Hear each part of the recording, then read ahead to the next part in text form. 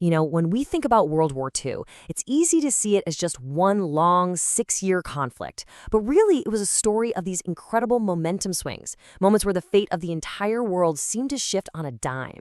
So that's what we're going to do today. We're going to pinpoint those exact moments that changed everything. But before we dive in, I want you to just look at this number. 55 million. That's the estimated number of people who died in this war. It's just a staggering, almost unimaginable figure. And it's so important to remember the immense human stakes of everything we're about to discuss. Yeah, it's been called the greatest conflict in human history for a very good reason. I mean, pretty much no corner of the globe was left untouched. But instead of just a play-by-play of the entire war, we're going to focus in on those huge, game-changing moments. Okay, so to really get why the turning points were so dramatic, we first have to understand just how bad things were for the Allies. For the first couple of years, the Axis powers looked unstoppable. The world was truly on the brink. A huge reason for Germany's success was this revolutionary idea right here, Blitzkrieg, which means lightning war. This was nothing like the slow, grinding trench warfare of World War I. Nope. This was all about speed, shock, and overwhelming force. The whole idea was to hit your enemy so hard and so fast they were shattered before they even knew what was happening. And wow, this timeline really shows you just how brutally effective it was. Look at this. Poland is gone in a matter of weeks. The next spring, Holland, Belgium, and the mighty French army are just rolled over. By June of 1940, German soldiers are marching down the streets of Paris. The speed was just absolutely terrifying. So think about that. In a little under a year, Hitler had basically conquered all of mainland Europe. Britain was standing all by itself, just waiting for an invasion that seemed not just possible, but inevitable. And this wasn't just happening in Europe, not by a long shot. On the other side of the planet, the Japanese Empire was aggressively expanding all over Asia. This put them on a direct collision course with the US, and it all came to a head with that infamous, devastating surprise attack on Pearl Harbor. So the Axis is at the absolute peak of its power. It looks like nothing can stop them. But this is where the story starts to pivot. Because momentum is a funny thing. Once you have it, you can also lose it. And for our first big turning point, we're heading to the brutal, frozen wastelands of the Eastern Front, Stalingrad. I mean, this slide really says it all, doesn't it? It's like night and day. Before this battle, the German war machine had just chewed up hundreds of miles of Soviet territory. They seemed invincible. After Stalingrad, that myth was shattered. And for the rest of the war in the East, Germany was on the back foot. So what happened? Well, Stalingrad wasn't some elegant battle of tactics. It was a meat grinder. A brutal, street-by-street, house-by-house brawl. The Soviets just barely held on, long enough to launch this huge counterattack that trapped an entire German army inside the city. The surrender was an absolute catastrophe for Hitler, and a victory that changed the course of the entire war.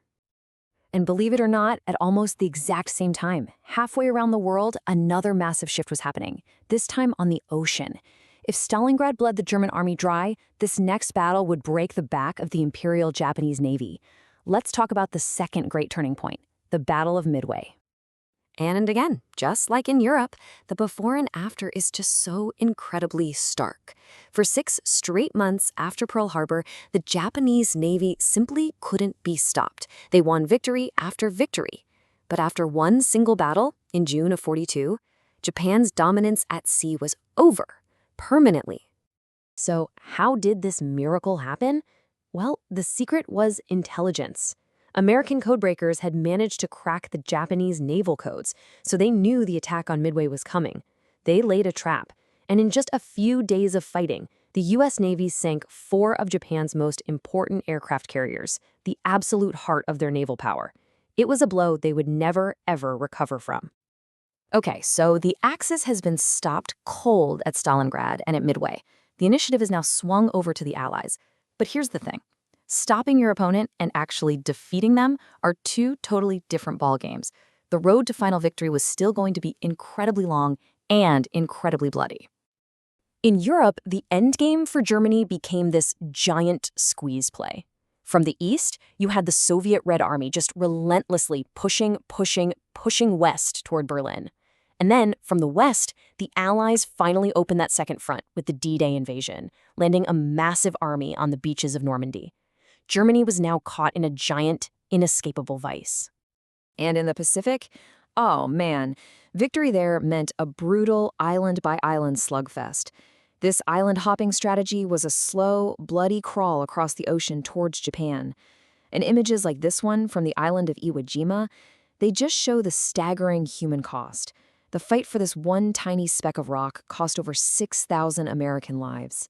It was just horrifying.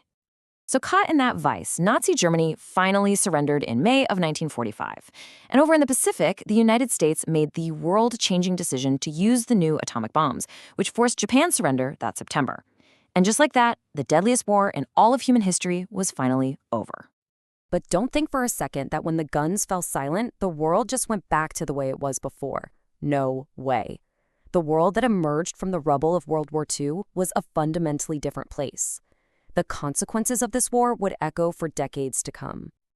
Think about it. The old European empires like Britain and France were exhausted. In their place, two new superpowers rose, the United States and the Soviet Union.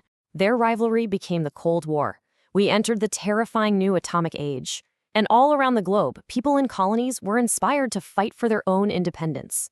Our modern world was truly forged in the fires of this conflict. And that really leaves us with one final big question. When you study a conflict on this scale, with such unbelievable sacrifice on one hand and unimaginable horror on the other, it forces you to think about what humanity is capable of. It shows us at our absolute worst, but also in flashes at our most heroic and resilient. It's a complicated piece of our history for sure, but it's one we can never, ever afford to forget.